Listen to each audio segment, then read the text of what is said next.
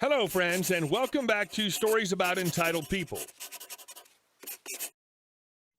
Another creep gets into our first story. Please put that on your hat of patience. I don't work at Walmart, but I do speak high school Spanish, so... I'm a marketing director for a local pizza chain and a floating manager when needed. I wear brown slacks, a belt, and a smooth black-collared t-shirt with our logo on the left and my shiny gold name tag on the right. About once a week, if I need any groceries or whatever, I'll swing by Walmart after I close the store, still in my uniform.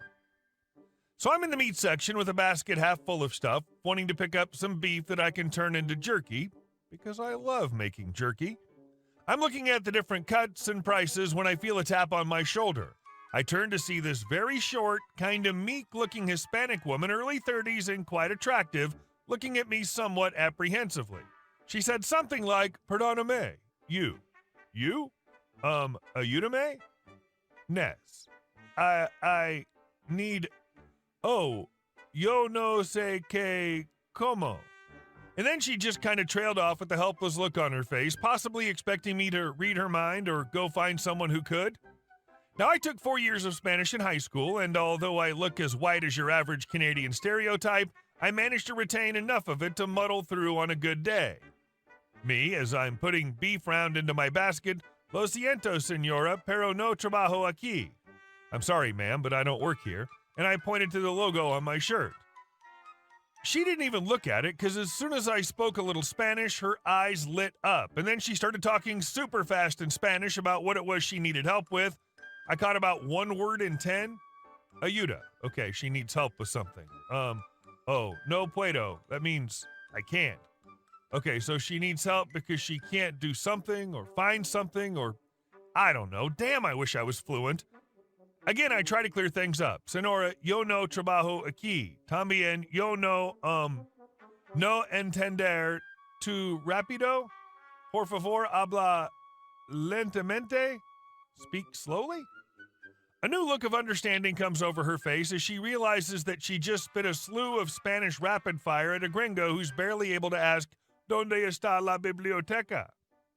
But my built-in customer service self comes out, and after half a minute of hand-pointing and some very slow, simple sentences, I figure out that what she wants is a block of cheese that's up high at the back of the shelf. Standing at about 5 feet nothing, she was helpless and in need of a hero. That night, in that moment, I was that hero. So I smiled, grabbed the cheese, and handed it to her, and she thanked me profusely in Spanish as I awkwardly nodded and said, "De nada." And then, both still smiling, we went our separate ways, her with her cheese, me with my beef round. I actually wanted to ask for her number, but I'm shy, and in that moment I couldn't remember the word numero. Stupid brain. Wow, this is like a breath of fresh air compared to all the stories with a meanie customer. Thanks for sharing, OP. And our next story. HOA yells at me for training guide dog and grilling, then loses position on board. To start the story, some background you need to know about me. I volunteered to train and raise service dogs. My fiance says clearly I have a look that says I am weak and a pushover. I have constant encounters with Karens who are just not ready for my responses when they engage me. I've been in the military for 17 years when this happened, and I was responsible for managing over 130 service members. I'm anything but a pushover. I work with civilians, so I have cultivated a polite exterior because I was counseled for looking unapproachable and scary to civilian counterparts. The story. As I said, I raise service animals, so I fall under the ADA when it comes to regulations on where and what I can do with my puppy. We'll call him O. O is an amazingly behaved black lab of 6 months. I've cultivated a level of trust and obedience where I can leave him in a sit with other dogs around so that as long as I'm in eyesight, he'll stay. I have raised a few pups by then and would never have done that with them, but O is amazing, and I can't wait to get him back after his tour of duty helping Mrs. C be independent. I meet the HOA Karen one Saturday. Me and my fiancé and O were going to head on a road trip to visit my fiancé's parents. In our preparation, the last on the list is always getting the kids to use the bathroom before a long road trip. So we head out. O gets busy and I grab a bag to clean it up. I put him on a sit tray and hand the leash to my girl and start walking to the trash can. It's about 100 feet from where he went. I have a clear line of sight to the dog, and he's sitting pretty and alert and watching me intently for a hand cue or voice command. As I'm walking, I hear a womanly screech. I don't quite make it out, but it sounds angry. I ignore it and keep walking to the dumpster to deposit my waste bag and turn around and head back to my two favorite people. It's then that I make eye contact with the HOA Karen. Karen from here on out. She's your typical Karen, not an inch over 5 foot and has the same circumference, the short chopped haircut that says, "I'm the manager now." She looks me in the eyes and finally listen to her shrill scream of, "Your dog must be on a leash and in your hand. My county state law says so. I'll call the cops." Now, I don't do ignorant, and respect given is respect earned. I was willing to try and de-escalate. My fiance owns the condo and is super non-confrontational. So for her, I try to bring it back down to civil levels of discussion. In a polite but firm voice, I ask if she even looked over at the dog before she started yelling at me. She just bellows like a banshee again. I repeat. This back and forth happens 3 or 4 times, me calm, her escalating in pitch and volume. At this point, she hasn't given me respect, so none is required to be given back. I break out my "you done effed up" NCO to junior voice. It's loud, firm, and clearly states, "I'm done with your bullcrap, lady." I clearly tell her if she would have taken 2 seconds to look, she would see the dog is sitting on a leash in someone's hands. She starts bellowing at me, looks and turns a bit red in the face, then musters, "You could just say thank you." To which I curtly reply, "Shut the F up and get out of my face." She waddled quickly off, tail tucked into the condo door. My next meeting with her was when I was grilling. The HOA states no charcoal grills and no smoking/barbecue. I was born in the North, but as a military brat, moved to the South since I was 2. There is a difference between barbecuing and grilling. Barbecue is 12+ hours with coals of hardwood or wood smoking. Grilling is cooking meat on a grill instead of the stove. The HOA put out a reminder, no barbecuing on premises and no coals. So I was like, awesome, get a small propane grill. It's not barbecue, but it's better than nothing. So I was out grilling, and I hear the banshee cry, all too familiar now. Again, she didn't come up to me and talk, she just started screaming. So I looked her right in the eye, and with the same firm voice, "Shut the F up and go away. If you say one more word, I'll be the one calling the cops for harassment by an HOA member." She sputtered something about no grilling or open flames, and I told her, "F off, show me in writing, and by someone other than her." She waddled off.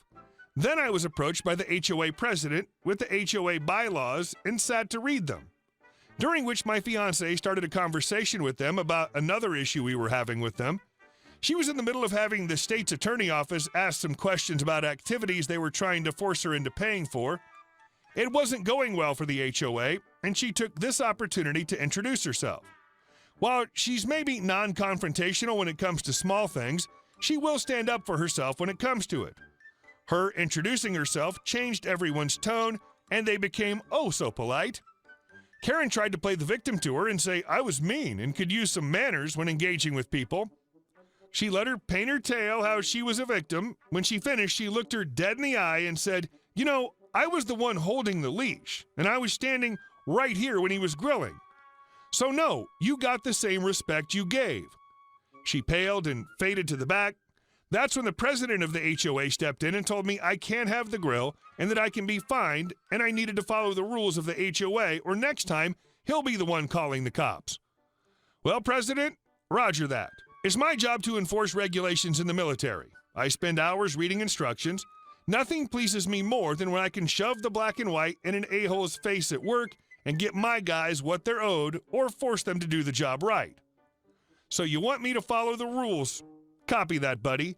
So I began my research. I found a few interesting things. No HOA bylaw can be enforced if it's not in the state database. This particular HOA's bylaws were last updated in 1994. It was 2016. They state they follow my county's fire code, which follows NFPA. Finally, the gem, the exact latitude and longitude coordinates of the HOA's property lines. So I get a login for the state's database and print the HOA's bylaws. I print the NFPA, which states in a multifamily home you can store propane tanks no bigger than 2.7 liters, but they can total no more than 5.4 liters cumulatively. I go to Lowe's, get a rope tape measure and stakes. I pull up Google Maps and mark the HOA boundary line on it. Lo and behold, what do I find?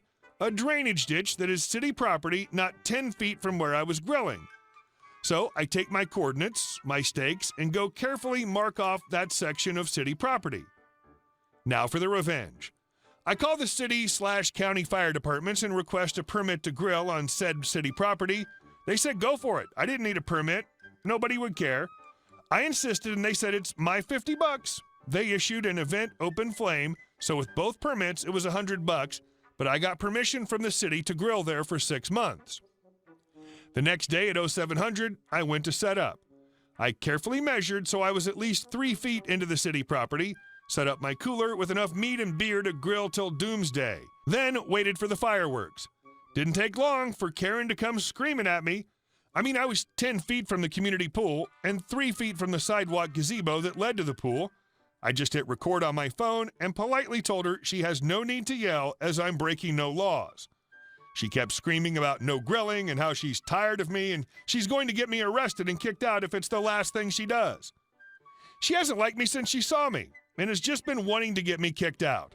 That now that she knows which condo is mine, it's just a matter of time until she finds something, on and on. I guess me polite and showing zero fear was really pissing her off, so she tried to come take my stuff.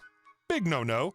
As she reached for my cooler, I broke out my NCO voice and told her if she so much as brushed a finger against my property, I would remove the offending body part with force if necessary. This sent her scurrying off again. About 20 minutes later, I see 2 cop cars pull up, and Mr. HOA president himself, he's all chummy with the cops as they approach. I hear him say, "Yep, same guy. I already told him once before he can't grill on the HOA grounds." He comes to a stop about 10 feet from me, and one cop stays with him. The other keeps walking up to me. I have a crap-eating grin on my face. I can hardly wait for the conversation to happen. The cop is slightly off-put by my joyous face and slight giggle when I ask him what seems to be the problem, officer. I get informed that I'm in violation of the bylaws and have been warned once already, and I'm going to receive a ticket for disturbing the peace for threatening the HOA when they were trying to enforce the rules, ticket for an illegal open flame, ticket for illegal storage of flammable substances, on and on. The last was if I didn't pack up, I'd be arrested and removed. Now that he was done, I first handed him my permit from the city to grill. He took it, walked back to the president, and they discussed it for a moment, then returned.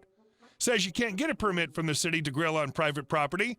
I then showed him the coordinates for the HOA and the Google Maps griddle drawing and my current GPS location. Mind you, I'm smiling handing sheet after sheet to him because the grid was not all on one sheet and had addendums. It took about 4 minutes to explain it to him. As I was about to hand him more, he held up a hand to stop me. He then asked how long I planned this with a smirk. I told him, about a week. He gave me a look of disbelief, but moved on. He then asked me if I threatened Karen. I just played back the recording to him. At the end, he said, "Nothing seems out of place here. You're free to go." I stopped him and asked if I could file a complaint for HOA harassment through him. He said no, that the city clerk office is the correct place, but he'd document harassment by the 2 of them and file the report for me. In my state, it's illegal to be harassed by the HOA. It comes with jail of a few months, fines as high as $5,000, and immediate removal from the board, and the possibility of recovery of damages. I settled for them both being removed from the board instead of filing a complaint. I wave to Karen every day I grill, or show her my leash if I had O. Hey guys, thank you all for watching the video. I'll see you in the next one.